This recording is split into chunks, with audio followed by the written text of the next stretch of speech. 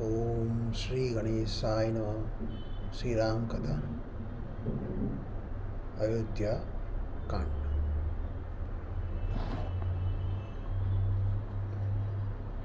मंत्रा का षड्यंत्र। महाराजा दशरथ ने अपने पुत्र राम के राज्याभिषेक का निश्चय कर लिया था। इसका पहला कारण यह था कि वे अब वृद्ध हो चुके थे, तथा दूसरा कारण यह था कि राजकुमार राम पराक्रम, धैर्य, बुद्धि, ज्ञान, गंभीरता, चरित्र आदि अनेक गुणों से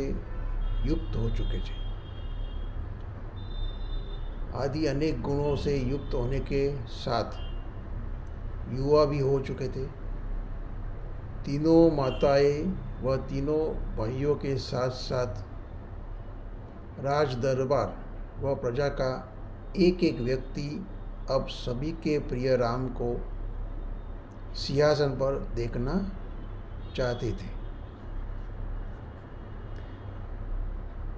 राजन, कल ही वह पवित्र दिन है जब शुभ मुहूर्त में राम को सिंहासन पर बिठाया जाना बहुत अच्छा होगा। उचित मुहूर्त की ठीक ठाक गणना कर मुनि वशिष्ठ ने कहा। राजा ने वह बात स्वीकार कर आदेश दिया कि कल के समारोह की तैयारियां अभी से प्रारंभ कर दी जाए। तत्काल ही मुनि वशिष्ठ की अगुवाई में हजारों लोग उस काम में जुट गए। तीनों रानियां व लक्ष्मण जी पूरे मनोयोग से अगले दिन होने वाले समारोह की तैयारियों में लग गए। उस समय भरत अपनी ननिहाल गए हुए थे। शत्रुघ्न भी उनके साथ थे। राम के राज्याभिषेक को लेकर अयोध्या के राजमहलों में ऐसी गहमागहमी मची हुई थी। कोई भी उस प्रबंध से अछूता नहीं रहा था। लेकिन कैकेयी की कुबड़ी दासी मंत्रा को अब भी पता नहीं चल पाया था कि वह गहमागहमी किस बात को लेकर हो रही थी। अरे सुन, समस्त राजमहल में यह गहमागहमी क्यों मची हुई है? अतिशय काले मन वाली मंत्रा ने भागती जा रही एक दासी को रोककर आश्चर्य से पूछा। अरे कुबड़ी, तुम्हें इतना भी पता नहीं है कि कल हमारे प्रिय राम को सिंहासन पर बिठाया जा रहा है? उस दासी ने हाथ नचाकर कहा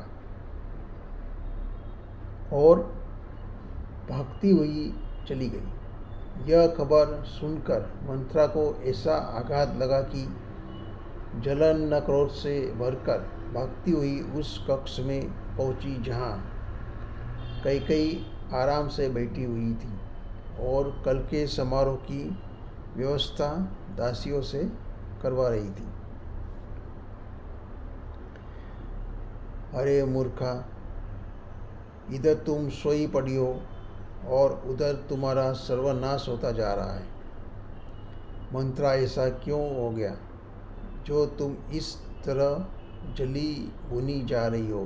कैकेयी ने उसी सहजता से प्रश्न किया जिस पर मंत्रा तिल मिला उठी।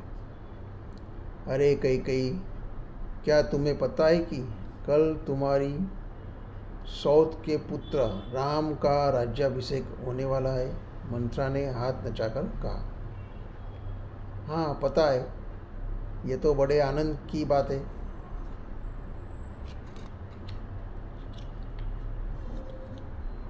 अरे भोली, सब कुछ पता है, फिर भी तुम इस तरह बेखबर होकर सोई पड़ी हो। धिक्कार है तुम्हें। अरे कुबड़ी, इसमें ऐसा क्या हो गया जो तुम इस तरह दुखी हुई जा रही हो?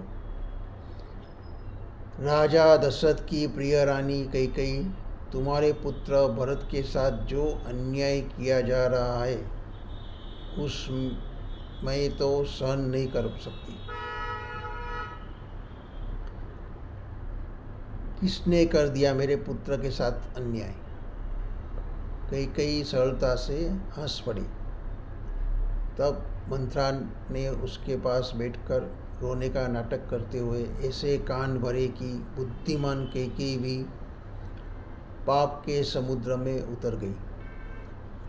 राजा दशरथ ने तुम्हारे साथ धोखा किया है। कितना अच्छा होता यदि राम के स्थान पर तुम्हारा भरत अयोध्या के राज सिंहासन पर विराजमान होता। फिर न तो तुमको कौशल्या की दासी बनकर रहना पड़ता और न ही तुम्हारे भरत को उस राम का दास बनना पड़ता। मंथरा ने कुटिलता से कहा। अरे हाँ, यह तो मैंने सोचा ही नहीं था। अब तुम ही बताओ कि मैं क्या करूं? उदास हो चुकी कैकेयी ने मंथरा से ही रास्ता पूछा। महाराजा दशरथ अपनी तीनों रानियों से सबसे अधिक तुम्हें ही चाहते हैं, इसलिए कोई न कोई उपाय तो तुम्हें ही करना पड़ेगा। मंथरा ने माता के समान स्नेह के साथ कैकेयी के सर पर हाथ फेरकर कुटिलता से हंसकर कहा। मेरी प्रिय मंथरा, एक उपाय मुझे याद आया है। कैकेयी ने सोचने के बाद कहा। जल्दी बताओ, जल्दी बताओ। ऐसा कौन सा उपाय है जिसके द्वारा हमारे भरत को राजगद्दी पर बिठाया जा सकता है? बहुत पहले की बात है। मेरे पति देव दानव युद्ध में देवराज इंद्र के सहायक होकर गए थे। मैं भी उस युद्ध में अपने पति के साथ गई थी। मैंने अपने पति के रथ के एक पहिए को बचाकर उनके प्राणों की रक्षा की थी। लेकिन उसके बदले में तुम्हें क्या मिला? उसके बदले में महाराजा दशरथ ने मुझे वचन दिया था कि मैं जब चाहूँ उनसे कोई भी 2 वरदान मांग सकती हूँ। लगता है आज उनसे वे दोनों वरदान मांगने का समय आ चुका है। कैकेयी मुस्कुरा उठी। अरे वाह, अब तुम महाराजा से क्या मांगने वाली हो? तुम ही बताओ, मुझे क्या मांगना चाहिए? कैकेयी ने भोलेपन से कहा। मेरी मानो तो पहले वर्ष से राम के लिए कम से कम 14 वर्ष का वनवास मांग लो और दूसरे वर्ष से अपने पुत्र भरत के लिए राज सिंहासन की मांग करो। मंथरा ने जोर से ताली पीटकर कहा। दोनों की खुसर फुसर का यह परिणाम हुआ कि रानी कैकेयी किसी दासी की तरह मलिन वस्त्र पहनकर कोप भवन में जाकर भूमि पर जा लेटी। रानी कैकेयी का हट। महाराजा दशरथ को अपने दरबार में समाचार मिला कि उनकी प्रिय रानी रूठ गई है, तो वे तत्काल ही सिंहासन से उतर कर कैकेयी के महल की ओर चल दिए। कैकेयी के महल की ओर चल दिए। कैकेयी, कैकेयी, कहाँ हो तुम? कैकेयी के महलों में पहुंचकर महाराजा दशरथ ने आवाज़ लगाई, मगर रानी का कोई उत्तर नहीं आया।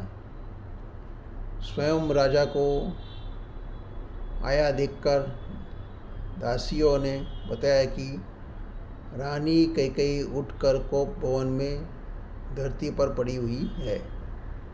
तब राजा बिना किसी देरी के कोप भवन की ओर गए। वहाँ अपनी प्रिय रानी के मैले कपड़े व रोनी मुद्रा में देखकर वे स्वयं भी उदास हो गए।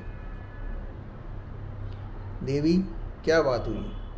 राजा ने रानी के पास बैठकर बड़े प्रेम से कहा, मगर रानी उसी तरह चुपचाप उदास बैठी रही और आंसू गिराती रही। किसी ने आपका अपमान कर दिया है क्या? राजा ने पुनः पूछा, मगर रानी ने तो राजा के लगातार पूछने के बाद भी मुंह नहीं खोला। मेरे प्राणों से भी प्रिय रानी, जो भी कारण है जल्द से जल्द मुझे बताओ, ताकि मैं तुम्हारी इस उदासी को दूर कर सकूं। राजा ने बड़े प्रेम से कहा, लेकिन कैकेयी तो फिर भी नहीं बोली। उसी तरह पीठ फेरकर अनमनी सी बैठी रही। अपना विचार स्पष्ट करो, मैं तुम्हें वचन देता हूँ कि तुम्हारी हर मांग पूरी करूँगा। यदि आप मेरी प्रसन्नता चाहते हैं तो मेरे वरदान इसी समय आपको देने होंगे। राजा द्वारा बहुत मनाने जाने पर कैकेयी ने अपना मुंह खोला।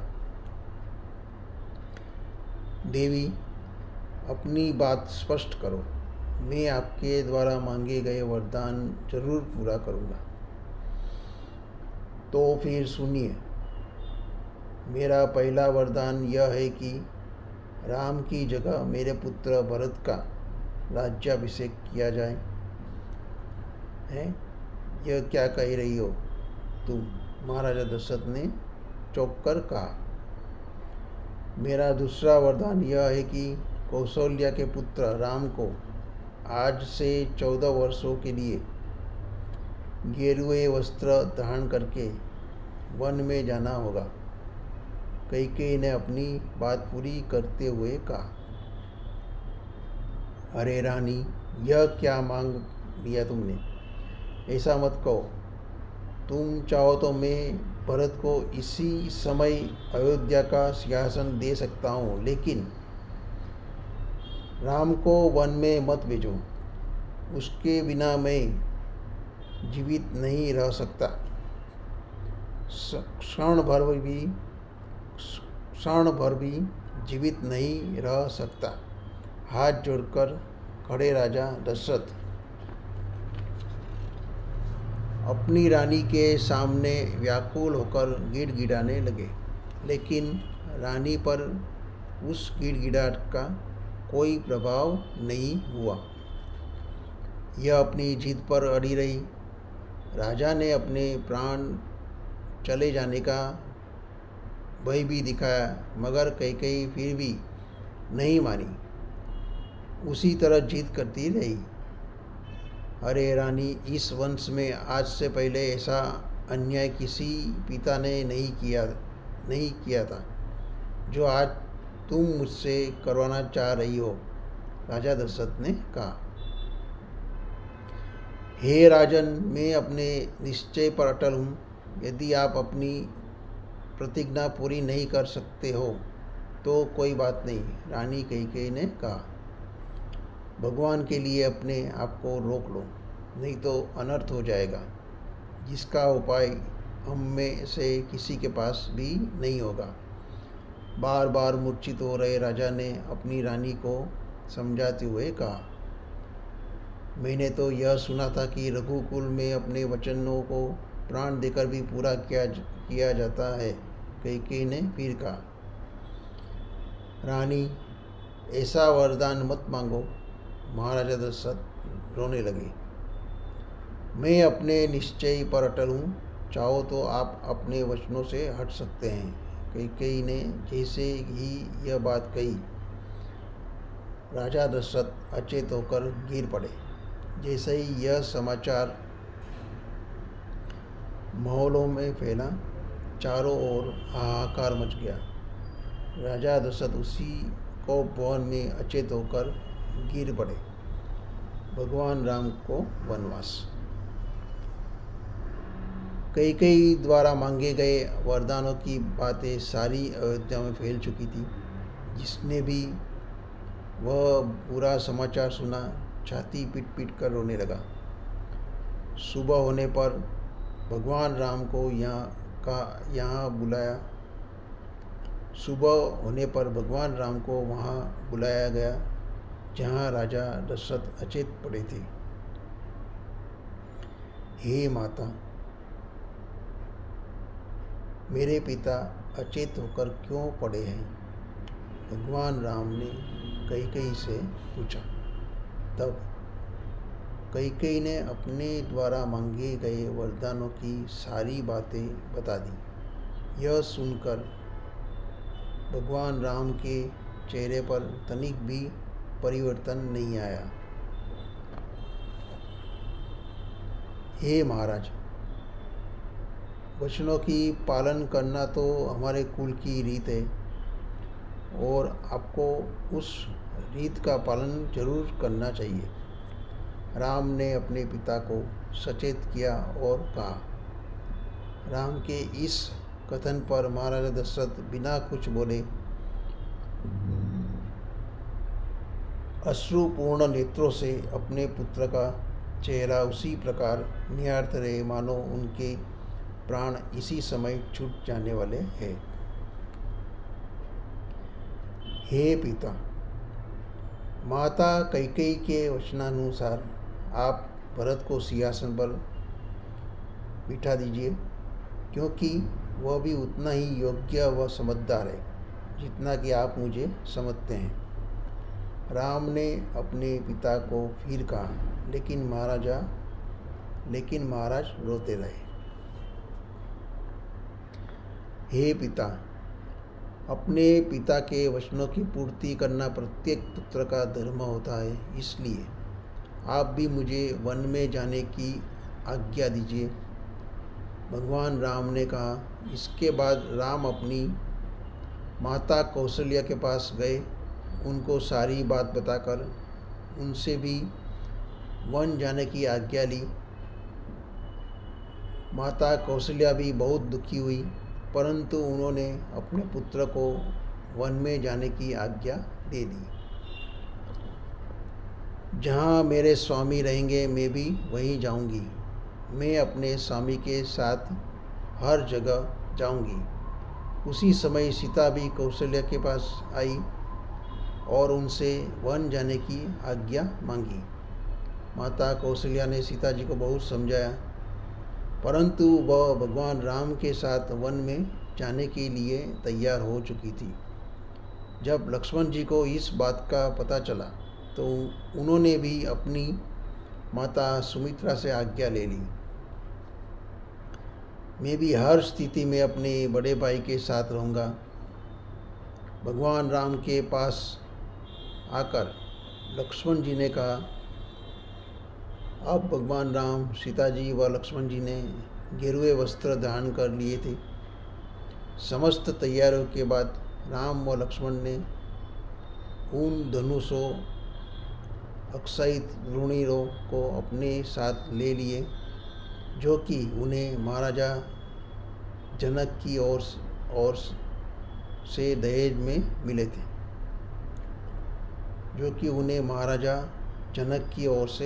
में मिले थे। अपने माता पिता व गुरुजनों को प्रणाम कर जिस समय वे तीनों राजमहल से बाहर निकले, महाराजा दशरथ के विलाप हे राम हे लक्ष्मण से अयोध्या नगरी काँप उठी। हे राम हे लक्ष्मण से अयोध्या नगरी काँप उठी। महाराजा दशरथ के विलाप हे राम हे लक्ष्मण से अयोध्या नगरी काँप उठी। राजमहल के द्वार पर महामंत्री सुमंत्र रथ लेकर खड़े थे। को राजा दशरथ ने अकेले में कहा था कि वे रथ को थोड़ी दूर ले जाकर तीनों को समझा बुझाकर अयोध्या वापस ले आए। जब अयोध्या निवासियों ने तीनों को रथ में बैठकर जाते हुए देखा तो वे भी उस रथ के पीछे पीछे चलने लगे। उन्होंने यह निश्चय कर लिया था कि जहाँ भगवान राम रहेंगे वे भी वहीं रहेंगे। रथ की ओर चले जा रहे उन तीनों तपस्वियों को देखकर सारी प्रजा रोए जा रही थी, मगर मंथरा व कैकेयी की प्रसन्नता का कोई पार नहीं था। जैसे ही वे तीनों उस रथ पर आरूढ़ हुए, महामंत्री सुमंत ने लगाम के इशारे से घोड़ों को उस मार्ग की ओर बढ़ा दिया जो कि अयोध्या नगरी के मुख्य द्वार की ओर जा रहा था। कातर स्वर में विलाप करते हुए हजारों स्त्री पुरुष व बाल वृद्ध उस रथ के पीछे पीछे भाग चले। नगरी का परकोटा पीछे छूट गया, मगर रथ के पीछे भाग रहा वह जनसमूह अब भी नहीं रुका। वह पीछे पीछे भागता रहा। वह पीछे पीछे भागता जा रहा था। जैसे ही तमसा नदी का तट आया, सुमंत ने रथ रोककर राम, लक्ष्मण व सीता जी को नीचे उतार दिया। भगवान राम ने अपने पीछे चले आए उन हजारों लोगों से चले जाने का निवेदन किया, मगर एक भी अयोध्यावासी अपनी जगह से नहीं हिला। आखिर में उन सभी ने उस रात को वहीं रुकने का विचार किया। आधी रात को जब सभी लोग गहरी नींद में सो रहे थे, राम ने सुमंत को रथ तैयार करने को कहा। जैसे ही रथ तैयार हुआ, वे तीनों उस पर बैठकर चुपचाप वहां से निकल गए।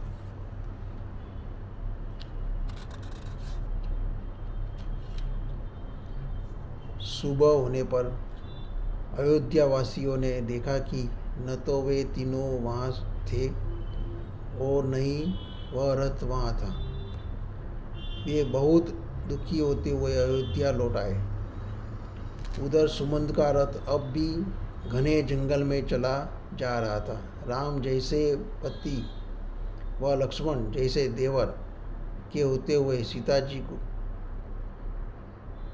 जी को उस भयंकर वन में भी कोई डर नहीं लग रहा था।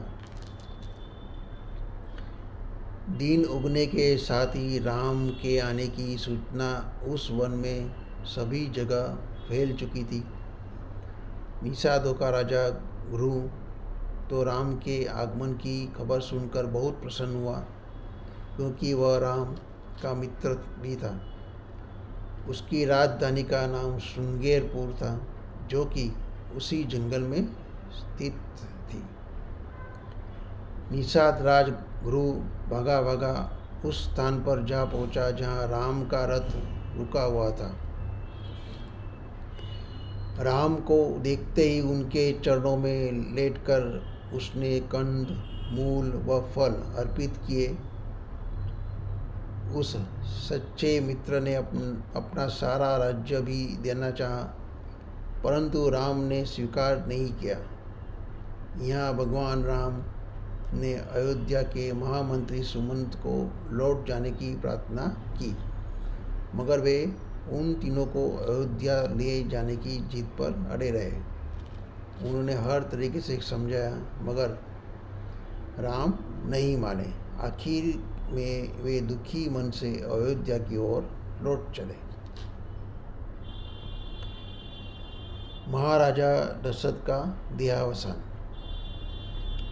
महामंत्री सुमंत का रथ अयोध्या के राजमहल के समक्ष आकर रुका और वे बहुत ही उदास मुद्रा में महाराजा दशरथ के समक्ष प्रस्तुत हुए। अरे सुमंत, मेरा राम कहाँ है? मेरा लक्ष्मण कहाँ है? बुरी तरह विलाप कर रहे राजा दशरथ ने सुमंत से पूछा, जो कि उनके सामने सिर झुकाए खड़े थे। महाराज, आपकी आज्ञानुसार उन तीनों को मैं घने जंगल में छोड़कर आ गया हूँ, सुमंत ने निराश के स्वर में कहा। सुमंत ने निराशा के स्वर में कहा, अरे सुमंत, यह क्या कर दिया? तुम्हें ऐसा नहीं करना चाहिए था। तुम्हें उनको वापस लाना चाहिए था, महाराजा दशरथ ने रोते हुए कहा। महाराज, मैंने उन तीनों को वापस चलने हेतु बहुत समझाया, परंतु वे नहीं माने। अंत में मुझे खाली हाथ वापस आना पड़ा। सुमंत ने उदास होकर कहा। राजा दशरथ ने अब जोर जोर से रोना शुरू कर दिया। हे राम, हे राम, मेरे राम, कहते हुए राजा दशरथ के प्राण निकल गए। इस प्रकार श्रवण कुमार के माता पिता द्वारा दिया गया वह श्राप बलि प्रकार से सत्य हो गया। 4 पुत्रों का पिता अपने अंतिम समय में एक पुत्र का मुख देखने के लिए भी तरस गया था। इससे बड़ी विधाता की लीला और क्या हो सकती थी। चूँकि मृत राजा का दाह संस्कार पुत्र के बिना किया जाना संभव नहीं था, इसलिए वशिष्ठ मुनि ने सुमंत को भरत के ननिहाल भेजा। अयोध्या से भेजे गए सुमंत तेज गति के रथ पर सवार होकर कुछ ही समय में भरत के ननिहाल जा पहुँचे। वशिष्ठ मुनि ने आप दोनों को इसी समय अयोध्या बुलाया है। भरत के सामने खड़े सुमंत इतना ही कह पाए। यह सुनते ही भरत व शत्रुघ्न उस रथ पर सवार होकर अयोध्या की ओर चल पड़े, लेकिन उन्हें पूरी बात का पता नहीं था। जैसे ही वह रथ अयोध्या नगरी में पहुंचा, भरत ने देखा कि चारों ओर उदासी ही उदासी थी। वह कुछ आशंकित होकर महलों में स्थित पिता के आवास में गए, मगर वे वहाँ नहीं दिखे। तब वह भागा भागा अपनी माता के पास गए, जिन्होंने उनका बड़े प्रेम से स्वागत किया। हे माता, मेरे पिता कहाँ हैं? भरत ने जैसे ही यह प्रश्न पूछा, कैकेयी की रुलाई छूट पड़ी। उसने भरे गले से बताया कि वे अब इस संसार में नहीं रहे। यह सुनकर भरत दुखी होकर रोने लगा। तब कैकेयी ने उन्हें किसी तरह शांत किया और अपने गले से लगा लिया। हे माता, मेरे बड़े भाई राम कहाँ हैं? भरत के इस प्रश्न पर कैकेयी ने खुश होकर उन्हें सारी बात बता दी। अपनी माता के बुरे इरादे जानकर भरत क्रोध व दुख से कांप उठे। नहीं माता, मैं उस गद्दी पर नहीं बैठ सकता जिसके अधिकारी केवल श्री राम है। अरे भरत, बड़े प्रयासों के बाद वह सब संभव हुआ है जिसमें तुम्हारा हित है, इसलिए इस तरह मना करने की मूर्खता मत करो। नहीं माता, मैं यह सब सपने में भी नहीं सोच सकता। भरत ने चिल्ला कर कहा। मेरे भोले पुत्र, अपने आप चलकर आई संपदा व सत्ता को इस तरह अपमानित मत करो। कैकेयी ने अपने पुत्र भरत को चतुराई से फुसलाते हुए कहा। अरे माता, सच्चाई तो यह है कि अब मुझे आपको माता कहने में भी लज्जा हो रही है, क्योंकि आपने किसी दुष्टा राक्षसी जैसा ही निम्न स्तर का कार्य किया है। मेरे प्रिय पुत्र, मेरे किए का जरा भी बुरा मत मानो। जो कार्य मैंने अपने पुत्र की भलाई के लिए किया है वह पाप कैसे हो गया। राम जैसे मर्यादा पुरुष को वन में भिजवाकर और महाराजा दशरथ जैसे महान शासक, अच्छे पिता व सच्चे पति को मृत्यु के मुख में धकेल कर भी आप इस तरह प्रसन्न होकर खड़ी हो। आपके इन कार्यों के कारण मुझे आपका पुत्र होने में लज्जा का अनुभव हो रहा है। अरे पुत्र, ऐसा मत कहो, मेरे हृदय को इस तरह चीरो मत। मैंने यह सब तुम्हारे लिए ही तो किया है। कैकेयी ने मुंह उतारकर कहा। कैकेयी ने मुंह उतारकर कहा, आपकी बातों को सुनकर मुझे घृणा हो रही है। मैं आपको अपनी माता मानने से अस्वीकार करता हूँ। अब तो मैं आपका एक भी शब्द नहीं सुनना चाहता। भरत ने पैर पटकते हुए कहा और उतावले होकर कक्ष से बाहर प्रस्थान करने लगे। अरे पुत्र, कहाँ जा रहे हो? मैं अपने अग्रम राम को वापस लाने के लिए वन में जा रहा हूँ। आप देखना, मैं उनको वापस लाकर अयोध्या के राज सिंहासन पर सम्मानपूर्वक बैठाऊंगा। नहीं पुत्र, ऐसा मत करना। कैकेयी ने आवाज़ लगाई, मगर भरत नहीं रुके और बाहर चले गए। कैकेयी रोती चिल्लाती रह गई। मुनि वशिष्ठ के मार्गदर्शन में महाराजा दशरथ का अंतिम संस्कार करने के बाद भरत उसी ओर चल पड़े जिधर राम, लक्ष्मण व सीता जी के साथ गए थे। उसके साथ तीनों माताएं, गुरु वशिष्ठ, शत्रुघ्न व अयोध्या की पूरी सेना थी। चित्रकूट पर्वत।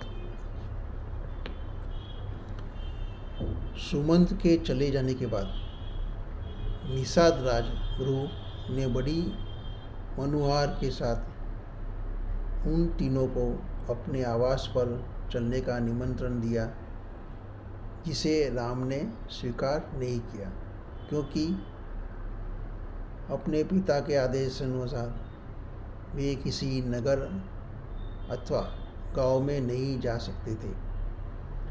तब गुरुओं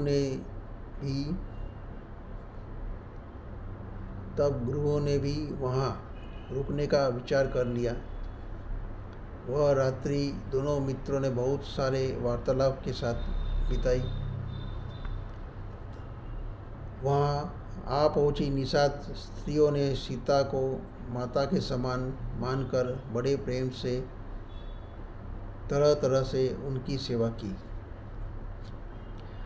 अगले दिन उस क्षेत्र में स्थित बरगद के दूध से अपनी जटाएं गूंथकर वे तीनों तपस्वी नदी के तट पर जा पहुँचे।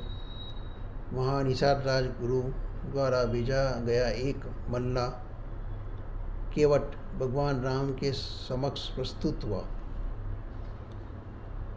केवट ने भगवान राम के पैर धोकर चरणामृत लिया और निषाद राजगुरु सहित उन तीनों को अपनी नौका से वह नदी पार करवा दी।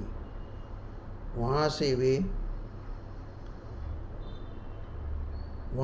वे चारों पैदल ही आगे चल पड़े।